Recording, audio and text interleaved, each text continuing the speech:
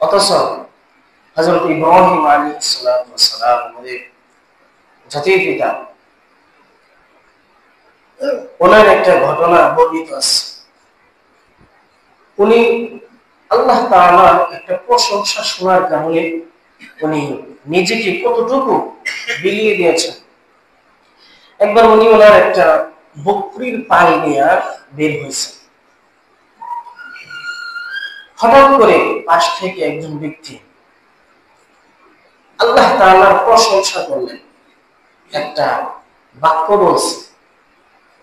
সে বাক্যটা হচ্ছে সুবহানাল মুলকি ওয়াল মালাকুত, সুবহানাল ইজ্জতি ওয়াল আযমাতি ওয়াল হাইবাতি ওয়াল কুদরাতি ওয়াল কিবরিয়া ওয়াল জাবারুত। এই হামদটা আল্লাহ তাআলার জন্য ওই ব্যক্তি করছে।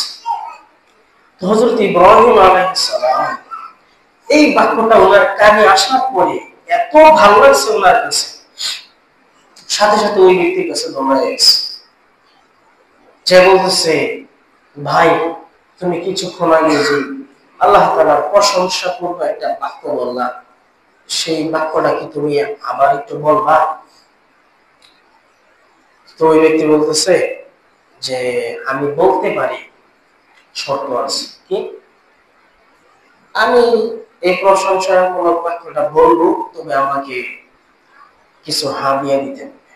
কি দিবা সেটা বলো। ইব্রাহিম আলাইহিস সালাম বলেন, এই যে আমার বকরির পাল দেখতেছো এখানে, এই বকরির পালে অর্ধেক আমি তোমাকে দিয়ে দিব।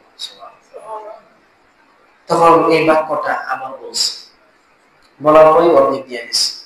ইব্রাহিম আলাইহিস সালাম বলতেছেন যে ভাই তুমি আবার বলো। ওই ব্যক্তি আবার সে আবার বলতে পারি, ঠিক আছে, তবে আমাকে কিছু দিতে হবে বিনিময়ে। ইব্রাহিম আলাইহিস সালাম দ্বিতীয়বার বলার পরে বাকি যে অর্ধেক বকরি ছিল এগুলো দিয়ে দিয়েছেন। তৃতীয়বার ইব্রাহিম আলাইহিস সালাম বলতেছেন, আমার তো মন ভরতেছে না, তুমি আবার বলো।